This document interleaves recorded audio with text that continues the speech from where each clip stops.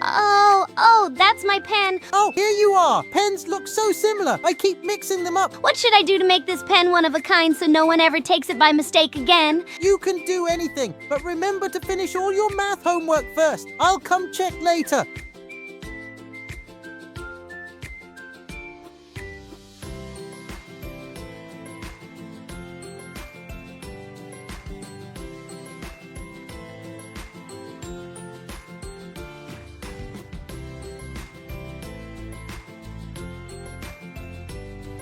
Someone took my pen by mistake again just now. Now I don't have a pen and can't even do my math homework. Well, I'm going home first. Oh, Choo-Choo, you dropped this pen. Choo-Choo, wait up!